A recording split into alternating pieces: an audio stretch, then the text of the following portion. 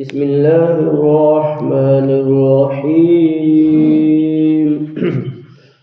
وتحسبهم أيقاظا وهم رقود ونقلبهم ذات اليمين وذات الشمال وكلبهم باسط ذراعيه بالوصيد لو اطلعت عليهم لوليت منهم فرارا ولملئت منهم رعبا۔ ترجمہ ملاحظہ فرمائیں۔ اللہ تبارک و تعالیٰ نے کیا فرمایا کہ میرے پیارے محبوب، اللہ کے وہ نیکوکار بندے، ہم نے اتنا انعام، اتنا اکرام اور اپنی رحمتوں کا نزول کیوں فرمایا؟ اس لیے کہ ان کے دل میں صرف اللہ کی محبت ہے، خالص توحید پر قائم ہے۔ سمجھ میں آ رہی بات؟ ایمان کی لذتیں، ایمان کی مٹھاس، تقوی کا نور ان کے سینے میں موجود ہے، اس لیے ہم نے ان کی مدد فرمائی۔ اور اے میرے پیارے محبوب، سورج کو دیکھیں گے کہ کنارے ہو کر داہنی جانب سے بچ کے ان سے جو ہے وہ طلوع ہوتا ہے، اور جب غروب ہوتا ہے تو ان سے بائیں جانب جو ہے کٹ کے نکلتا ہے۔ حال یہ ہے کہ وہ ایک دم کھلے ہوئے میدان میں وہ لیٹے ہوئے ہیں۔ سمجھ میں آ رہی بات؟ یعنی اوپر چھت نہیں ہے، یہ مراد غار ہے، چھت نہیں ہے۔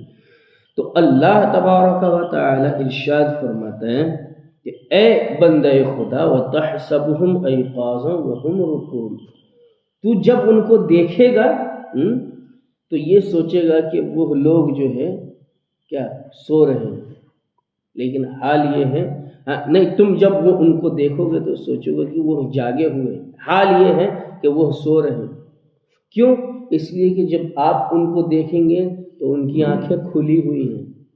کیسے سو رہے ہیں؟ آنکھ بند کر کے نہیں سو رہے ہیں، آنکھ کھول کر سو رہے ہیں۔ تو اللہ فرماتا ہے بندے خدا تو جب دیکھے گا ان کو، یعنی کوئی بھی انسان اگر ان کو دیکھے تو وہ کیا ہے، سوچے گا کہ یہ تو کیا ہے، جاگے ہوئے ہیں۔ لیکن اللہ فرماتا ہے وَهُمْ رُقُودٌ، وہ جاگے ہوئے نہیں ہیں، ان کی آنکھیں کھلی ہوئی ہیں۔ اس کا مطلب یہ نہیں کہ وہ جاگے ہوئے ہیں، سمجھ میں آ رہی بات، بلکہ وہ سو رہے ہیں۔ وَنُقَلِّبُهُمْ ذَاتَ الْيَمِينِ وَذَاتَ الشِّمَالِ، بندہ جب سوتا ہے تو کبھی ادھر کروٹ کبھی ادھر کروٹ، اور آج کل تو اتنے کروٹ لے رہے لوگ کہ ہاتھ میں بھی درد، پیر میں بھی درد، بدن میں بھی درد، بستر سے بندے کا بدن چپک گیا ہے، اٹھنے کو من ہی نہیں کر رہا ہے۔ سمجھ میں آئی؟ تو اللہ فرماتا ہے کہ ہم جو ہے ان کی کروٹیں بدلتے ہیں، کبھی داہنی کروٹ دیتے ہیں، کبھی بائیں کروٹ دیتے ہیں، کبھی داہنی کروٹ پر سلاتے ہیں اور کبھی بائیں کروٹ پر سلاتے ہیں۔ ارے 309 سال تک سونا یہ کوئی چھوٹی بات ہے، بہت بڑی بات ہے۔ تو کروٹ کب بدلتے ہیں؟ 10 محرم الحرام کو ایک سال میں ایک مرتبہ کروٹ بدلتے ہیں، بولو سبحان اللہ۔ اور اللہ فرماتا ہے وَكَلْبُهُمْ بَاسِطٌ ذِرَاعَيْهِ بِالْوَصِيدِ، اور ان اصحاب کہف کا جو کتا ہے اپنے اگلے دونوں ہاتھ پھیلائے ہوئے وہ بھی بیٹھا ہوا ہے۔ کہاں؟ غار کے دروازے پر، ان کی رکھوالی کر رہا ہے۔ کوئی جانور ان کو تکلیف نہیں دے، کوئی موذی جانور ان کو کاٹ نہیں لے۔ تو وہ بیٹھا ہوا ہے یا وہ لیٹا ہوا ہے تو کیا وہ جاگ ہی رہا ہے؟ نہیں، وہ بھی سو رہا ہے، وہ بھی آرام کر رہا ہے۔ اللہ فرماتا ہے اس کی بھی ہم کروٹیں بدلتے ہیں۔ سمجھ میں آئی بات؟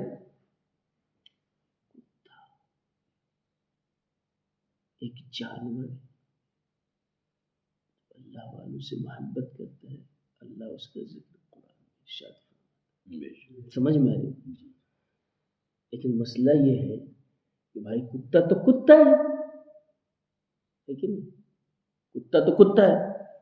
ابھی آپ نماز کے لیے آ رہے ہیں اور فوراً جو ہے نالی سے نکل کے کتا آپ کے بدن کو چھو جائے تو آپ کیا کرتے ہیں؟ ارے جلدی چلو نہا کے پھر کپڑے چینج کر کے نماز پڑھو، کیونکہ کتا نجس ہے، ناپاک ہے۔ سمجھ میں آ رہی بات؟ یہ حال ہے۔ لیکن سنیو، یہ وہ کتا نہیں ہے جو ہمارے گلی کا ہے، یہ اللہ والوں سے محبت کرنے والا کتا ہے. سمجھ میں آ رہی بات؟ یہ وہ کتا ہے کہ جس کو اللہ نے عزت عطا فرمائی ہے، عظمت عطا فرمائی. یہ وہ کتا ہے کہ جس کو اللہ نے قوت گویائی عطا فرمائی، تو اس نے یہ کہا اے اصحاب کہف، تم مجھے بھگا کیوں رہے ہو؟ میں تم سے محبت کرتا ہوں، اور تم جا رہے ہو تو میں بھی ساتھ میں چلوں گا. تو اللہ نے مرتبہ بڑھا. نسبت سے شے ممتاز ہوتی ہے. یہ قرآن ہے. پہلے جزدان والا قرآن آتا تھا، اس کے پٹھے الگ سے لگے رہتے تھے، تختیاں تو لگی رہتی اس کے اوپر اس کے اوپر. اب تو یہ قرآن ایسا ہے. تو قرآن اوپر کا جو رہتا ہے وہ قرآن نہیں ہوتا ہے، وہ گتے ہوتے ہیں، لیکن بندہ اس کو چومتا ہے. سمجھ میں آ رہی بات؟ قرآن یہ ہے. بسم اللہ الرحمن الرحیم الحمد للہ رب العالمین. یہاں سے قرآن شروع ہے. اس سے پہلے جو ہے وہ گتا ہے اور یہ جو ہے جلد ہے، لیکن بندہ اس کو چومتا ہے. سمجھ میں آ رہی بات؟ دوسرے جلد کو اور دوسرے گتے کو چومتا ہے انسان. نسبت سے شے ممتاز ہے. قرآن جزدان میں ہے تو جزدان کو بندہ چوم رہا ہے، آنکھوں سے لگا رہا ہے، سینے سے مس کر رہا ہے. نسبت سے شے ممتاز ہے. جزدان کیا؟ وہ کپڑے کا غلاف کہہ لیجئے. اور دوسرے کپڑے کو آپ چومتے ہیں کیا؟ نہیں چومتے ہیں. تو جو نسبت اس کپڑے کو ہے قرآن مقدس سے، اس لیے وہ ممتاز ہے. وہ اور کپڑوں کو وہ نسبت حاصل نہیں ہے. تو اور بھی کتے ہیں، ان کا ذکر یہاں نہیں ہے. اسپیشلی ان کا ذکر، اس کتے کا ذکر اس لیے کیا گیا ہے کہ یہ اور کتوں کی طرح نہیں ہے. یہ ہمارے نیکوکار بندوں سے محبت کرنے والا کتا ہے. گلی کوچے میں پھرنے والا بھونکنے والا کتا نہ سمجھ لینا، یہ اللہ والا کتا ہے. اور اس کے جو ہے گلی کوچوں میں پھرنے والوں کا نام تم رکھتے ہیں، ڈومی ہے، قومی ہے، لونی ہے، چونی ہے، بھونی ہے، اور کیا کیا ٹونی ہے رکھتے ہو. یہ تم اپنے سے رکھتے ہو. بولتے ہو ڈوگی ڈوگی، لونی لونی، ہولی ہولی، کولی کولی، اب بلاتے ہو. تم اس کا نام رکھتے ہو. اس کا نام بزرگان دین نے بتایا کہ اس کا نام تفسیر میں بھی ذکر ہے، قطمیر نام ہے اس کا. یہ اور کتا نہیں ہے گلی کوچوں میں پھرنے والا. تو اللہ فرماتا ہے وَكَلْبُهُمْ بَاسِطٌ ذِرَاعَيْهِ بِالْوَصِيدِ. اصحاب کہف سے اس کو نسبت ہو گئی تو یہ بھی ممتاز ہو گیا. اس کا ذکر بھی اللہ نے قرآن میں فرما دیا. اپنے دونوں ہاتھ آگے کے پھیلائے ہوئے وہاں اصحاب کہف کی چوکھٹ پر رکھوالی کر رہا ہے. لو اطلعت علیہم لولیت منہم فرارا لملئت منہم رعبا. اور اے دیکھنے والے، اگر تو ان اصحاب کہف کو دیکھ لے گا تو ڈر کے مارے بھاگ جائے گا، نگاہیں ٹک نہیں پائیں گی. سمجھ میں آئی؟ اس وجہ سے کہ وہ سو رہے ہیں، ان کے چہرے پر اللہ نے اتنا رعب اور دبدبہ ڈال دیا ہے تاکہ انہیں کوئی جگائے نہیں. دقیانوسی بادشاہ یا کوئی ظالم بادشاہ کو ان کی خبر نہیں دے کوئی، اس لیے اللہ نے رعب اور دبدبہ ڈال دیا.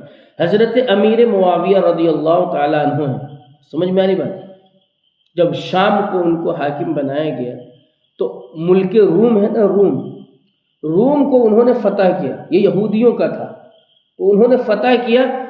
تو آپ نے چاہا کہ اصحاب کہف کے غار میں دیکھیں جا کے، کیونکہ ظاہر سی بات ہے یہ اللہ والے لوگ تھے، صحابہ اکرام تھے. یہ کب کی باتیں ہیں؟ حضرت عیسیٰ علیہ السلام کے آسمان پر اٹھا لے جانے کے بعد کی یہ باتیں ہیں. اور 571 عیسوی میں اللہ کے رسول مکہ میں شریف میں پیدا ہوئے.